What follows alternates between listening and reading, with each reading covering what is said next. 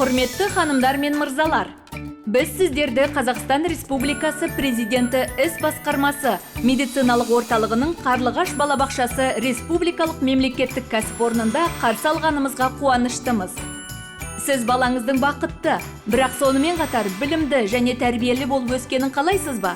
Онда мынадай пайдалы кеңестер және ұсыныстармен танысыңыз.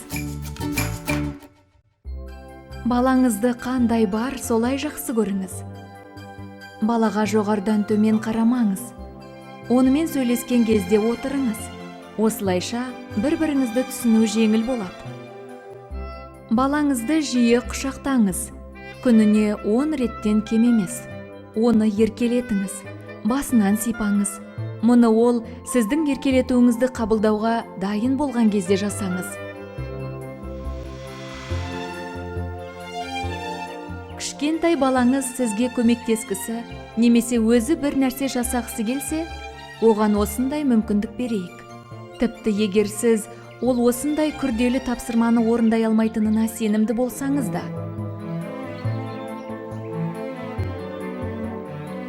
Ол жасай алатын әрбір ұсақ нәрсе үшін оны мақтаңыз.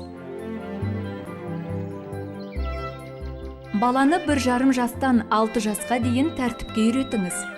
Содан кейін мұны жасау әлде қайда қиын.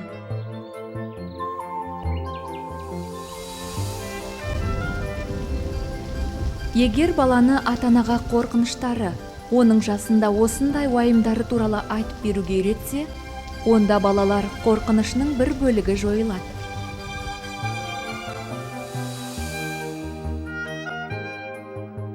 Балаларыңызды салыстырмаңыз, олар әртүрлі болсын. Олар сізді бір-бірімен бөлісуге тура келмесе, олар әрқашан бір-бірін жақсы көреді және қолдайды.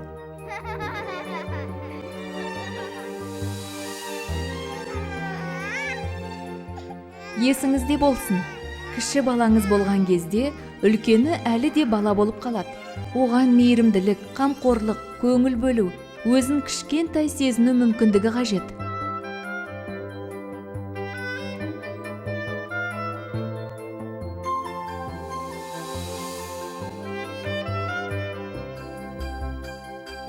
Әр балаңыздың кеңістігін құрметтеңіз. Олар жасына қарамастан өз заттарына қол сұғылмауына тең дәрежеде құқығы бар.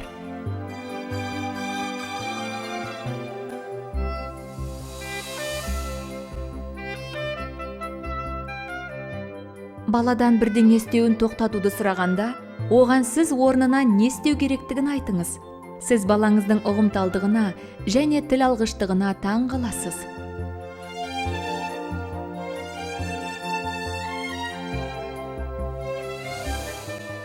Балаңызды оны мақтап отырғаныңызды түсіндіре отырып, әрбір азын-аулақ нәрсе үшін жиі мақтаңыз.